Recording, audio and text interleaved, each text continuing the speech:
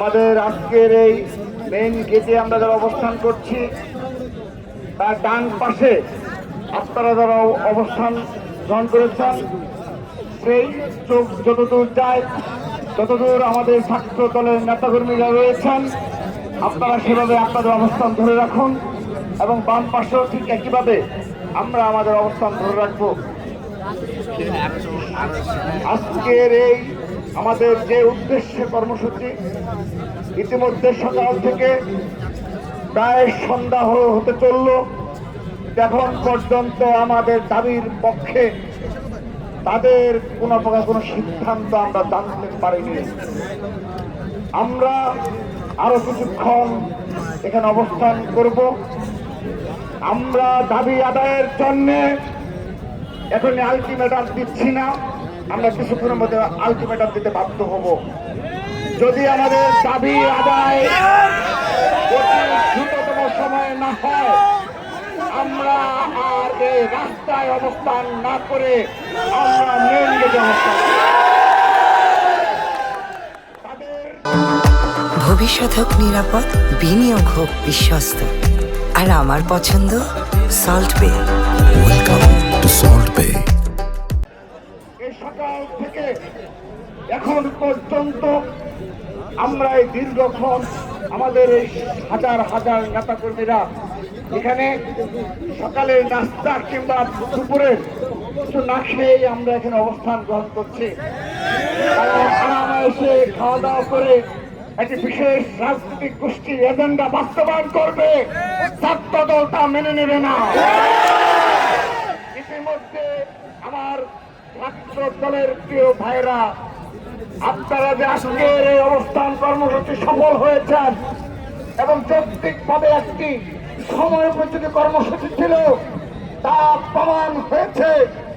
একটি মুনাফেক ছাত্র সংগঠন হিসেবে পরিচিত যারা ছাত্রলীগের আশ্রয়ে প্রশ্রয়ে ছিল, তাদের সোশ্যাল মিডিয়ার স্ট্যাটাস গুলো পরে দেখুন, আপনাদের অবস্থান কর্মসূচি আজকে সফল হয়েছে তাদের কারণে। আমরা সকাল আসার পর আমাদের প্রথম বক্তব্যে আমরা বলেছিলাম যে সেই মুনাফেক ছাত্র সংগঠনের ভোট বাহিনী নেতাকর্মীরা প্রতিনিয়ত যখনই কোনো ছাত্র সংসদ নির্বাচন অনুষ্ঠিত হয় তার আগে সেখানে একটা মব ক্রিয়েট করে এবং সবসময় বলে ছাত্রদের হল দখল করবে, ক্যাম্পাস দখল করবে এবং আমরা নাকি নির্বাচন চাই না। আজকেও সেই ধরনের স্ট্যাটাস দিয়েছে। আমরা সকালবেলা এসেই বলেছি যে এই ধরনের মিথ্যাচার মুনাফিকি প্রতিনিয়ত করে যাচ্ছে, আজকে তা আবারও প্রমাণিত হলো। আমরা সকালবেলা এসে যেভাবে বলেছি যে 5টি ছাত্র সংসদ নির্বাচনেও তারা একই কথা প্রচার করেছে, আল্লাহর রহমতে এই দিনই শেষ হতে চলেছে। আর কখনো তাদের সেই আজ্ঞাবহ জামাতের প্রশাসনের অধীনে বাংলাদেশ কোথাও নির্বাচন হবে না। আমরা দেখে নেব এই জামাতের প্রশাসন ব্যতীত কি ধরনের নির্বাচনে তারা জয়লাভ করে, আমরা দেখে নেব ইনশাআল্লাহ। তাদের কাজ চলে চালা করছে যে তাদের যদি আজ্ঞাবহ ভিসি, আজ্ঞাবহ ডক্টর, আজ্ঞাবহ নির্বাচন কমিশন তাদের মতো করে ওএমআর মেশিন সেটআপ না দেওয়া হয়, তাদের পরিণতি কি হতে পারে আগামী 12ই ফেব্রুয়ারি তা প্রমাণ হবে ইনশাআল্লাহ। সেজন্য আমি নির্বাচন কমিশনের দায়িত্বশীল কর্মকর্তাদের আহ্বান জানাচ্ছি, আলটিমেটাম দিতে বাধ্য করবেন না। আপনারা সকাল থেকে দেখেছেন হাজার হাজার নেতাকর্মী, আমাদের ছাত্র দলের কেউ কি এই স্থান ত্যাগ করেছে? আমরা আমাদের অবস্থান ধরে রেখেছি, আমরা আরো ধৈর্য সহকারে অবস্থান গ্রহণ করব। কিন্তু আমরা যখন সিদ্ধান্ত নেব আমরা এই রাস্তা ছেড়ে আমরা ভবনের সামনে অবস্থান নেব, সংগ্রামী উপস্থিতি সবাইকে সুশৃঙ্খল ভাবে ধৈর্যশীল ভাবে আপনারা দায়িত্ব পালন করবেন এবং সেই অবস্থান কর্মসূচি যত গণতান্ত্রিক প্রক্রিয়ায় সহনশীল ভাবে আপনারা সফল করবেন। অপর পক্ষে ভোট বাহিনীর স্ট্যাটাস গুলো পরে দেখবেন তাদের কতটা গাত্র দেওয়া হচ্ছে।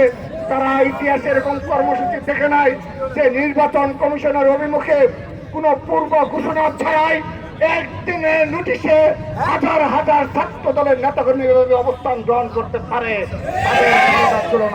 আল্লাহর রহমতে আমরা যুগে যুগে প্রমাণ করেছে, আমাদের অগ্রযারা প্রমাণ করেছে, আগামীতেও ছাত্র দল এভাবেই রাজপথেই তার প্রমাণ করবে এবং সব ধরনের দাবি আমরা আদায় করে আজকে এখান থেকে বিদায় নেব। সেজন্য আবারও সবিনয় অনুরোধ জানাচ্ছি আপনারা দয়া করে আমাদের দাবি বিষয়ে কর্ণপাত করুন, আমাদেরকে বাধ্য করবেন না, আমাদের এই অবস্থান থেকে আপনার এই সম্মুখে অবস্থান নেওয়ার জন্য বাধ্য করবেন না। আর এখানে সম্মানিত আইন শৃঙ্খলা রক্ষাকারী বাহিনীর সম্মানিত সদস্যদের দৃষ্টি আকর্ষণ করছি, ইতিপূর্বে আমরা দেখেছি শতাধিক বা 200 নেতা কর্মী নিয়ে একটি বিশেষ রাজনৈতিক দল এই পর্যন্ত যেতে পেরেছে। সেদিন কিন্তু আপনাদের অবস্থান লক্ষ্য করে নিয়ে আজকে ছাত্র দলের এই অবরোধ কর্মসূচিকে মোকাবেলা করার জন্য সব ধরনের প্রস্তুতি আপনারা নিয়ে এসেছেন। এই জন্য আমরা সহনশীলভাবে দায়িত্ব পালন করছি। আপনারা সকল ছাত্র সংগঠনের সাথে এবং সকল রাজনৈতিক দলের সাম্য সমান ভিত্তিক আচরণ করবেন, এটি আপনাদের প্রতি অনুরোধ জানাচ্ছি।